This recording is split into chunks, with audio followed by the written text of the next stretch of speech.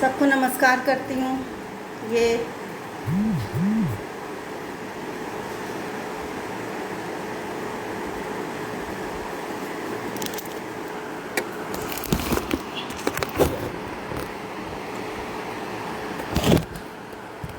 संभवतः आप लोग मुझे देख रहे होंगे और सुन रहे होंगे।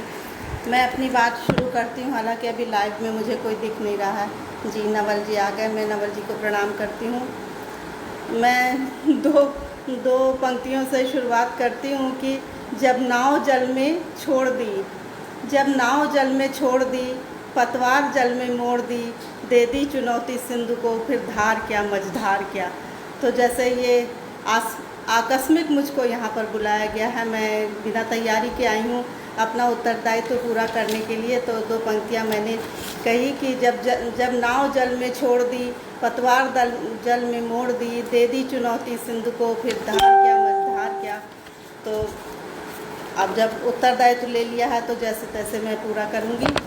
आज पुनः आपके समक्ष आने का अवसर मिला है, और हालांकि ये आना आकस्मिक है और हमारी चेतना इतनी परिपक्व नहीं कि इस उत्तरदायित्व को मैं ठीक तरह से इतनी शीघ्र निभा सकूं, लेकिन क्योंकि सुरेंद्र नवल जी का आदेश था तो मुझको यहाँ पर उपस्थित होना था। और बस जल्दी जल्दी ही अपनी बात कहूँगी, क्योंकि घर के भी कुछ काम होते हैं। और सब लोग सुन रहे हैं ना मेरी आवाज़? जी। और जिस तरह एकल काव्य पाठ एक साहित्यिक मंच से आत्मिक जुड़ाव है, कहते हैं कि प्रथम स्नेह बंधन हमेशा अविस्मरणीय रहता है, इसी तरह एकल साहित्य मंच भी फेसबुक का पहला साहित्यिक मंच था। तो इससे जो एक जुड़ाव है, जो एक आत्मीयता है, और जो लोग यहाँ पर थे सबसे जो जुड़ाव हुआ वो बहुत अविस्मरणीय है। और बहुत कुछ वहाँ का यादें लेकर लौटी हूँ। मैं ये बात ज़्यादा नहीं कहूँगी, क्योंकि यादें तो इतनी हैं कि बताना मुश्किल है। और मेन चीज़ तो वो कि कमरों में बैठ कर जो हम लोगों ने गोष्ठियाँ करी हैं वो अविस्मरणीय हैं। और जो बिछोह का समय था कि लोग रो रहे थे, तो वो बहुत याद करने की बात थी। तो कहने को बहुत कुछ है एकल काव्य पाठ एक साहित्यिक मंच के लिए, बहुत सारी यादें हैं। और वो यादें जो जुड़े हम लोग तो फिर बिछड़े तो वो अब तक के एक आत्मीयता बनी हुई है। खैर वहाँ की यादों को छोड़ते हैं, लेकिन जो इधर पिछले दिनों जो कार्यक्रम हुए, आज चौथा दिन है, बहुत ही उत्कृष्ट कार्यक्रम चल रहा है। ये दीपिका दीप जी और सुरेंद्र नवल जी और जो भी पूरी टीम है, वो जो मेहनत उन लोगों ने की है, मैं उनको प्रणाम करती हूँ सबको, उनकी इस प्रयास को कि उन्होंने सबको फिर से एक दूसरे में जोड़ दिया है। तो फिर कहीं चार पंक्तियाँ याद आती हैं अपनी ही लिखी हुई कि हम एक एक करके जुड़े काफिला बढ़ा, हम एक एक करके जुड़े काफिला बढ़ा, अब तक जहाँ थे हम वहाँ से फासला बढ़ा, ऊंचे दरख्त की जो घनी छाँव मिल गई, ऊंचे दरख्त की जो घनी छाँव मिल गई, नवजात पौध का भी जरा हौसला बढ़ा। तो जब बड़े बड़े साहित्यकार इसमें से जुड़े हैं और नवोदित इसमें आ रहे हैं तो उनको एक हौसला मिल रहा है, एक रास्ता मिल रहा है। तो मैं बहुत बधाई देती हूँ। आदरणीय त्रिलोकी मोहन पुरोहित जी दिख रहे हैं, अनीता जी दिख रही हैं, और लोग यहाँ पर हैं। शजर जी को मैं प्रणाम करती हूँ, सुरेंद्र नवल जी हैं। तो अभी प्रमिला व्यास जी ने जो भजन सुने, मन सुन करके मन आह्लादित हो गया। उन्होंने जो दुर्गा जी के 9 रूपों का जो उन्होंने भजन पढ़ा और उसका जो गायन किया, बहुत ही मधुर उनका कंठ है और बहुत ही उत्कृष्ट उन्होंने भजन पढ़े। पहले भी उनका जो काव्य पाठ था उसको सुनकर मैं अभिभूत हो गई थी। तो मैं प्रमिला जी को प्रणाम करती हूँ। अभी जो कार्यक्रम हो रहे हैं सारे एक से बढ़कर एक हो रहे हैं, काव्य पाठ एक से बढ़कर एक है। जो गीतों की शाम हो रही है वो तो अद्भुत, राजश्री जी का गीत और आदरणीय सेमंत सर का जो गीत की जो जुगलबंदी थी इस जोड़े की, बहुत ही अविस्मरणीय, हमेशा मुझे याद रहेंगे। दोनों लोग बहुत अच्छा लगा था।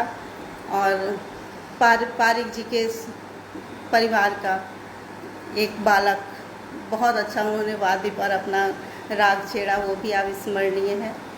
और एक से बढ़कर एक काव्य पाठ यहाँ पर हो रहे हैं। जो शुरुआत हुई इस कार्यक्रम की दीपिका दीप जी के वक्तव्य के साथ, बहुत अद्भुत वक्तव्य था उनका, और उन्होंने पूरे कार्यक्रम की जो रूपरेखा दी बहुत अच्छे से उन्होंने दिया।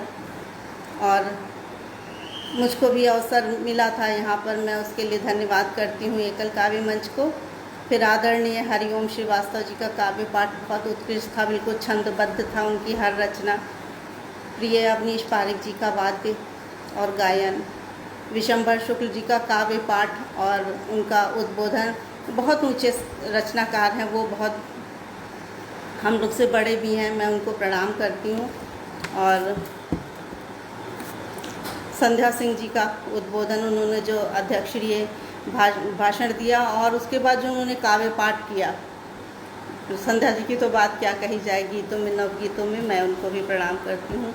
और कल जो आदरणीय चैतन्य भट्ट जी का गायन हुआ वो भी बहुत यादगार रहा। मैं तो जहाँ संगीत सुनती हूँ वहाँ बंद सी जाती हूँ, क्योंकि ये एक अलग शौक़ है।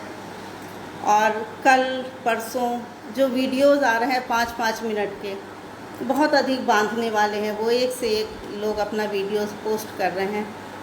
और जो कार्यक्रम हो रहे हैं, मुक्तक के कार्यक्रम हुए या गीत गज़ल के हुए, जो इसमें निर्णायक मंडल हैं उनके लिए बहुत ही कठिन काम है कि इसका निर्णय कैसे करें कि कौन सबसे अच्छा कौन है, क्योंकि सब अच्छे हैं, तो उसमें सबसे अच्छा और उससे कम अच्छा और उससे कम छांटना बहुत कठिन कार्य है। और ये कार्य मुझे भी सौंपा गया है।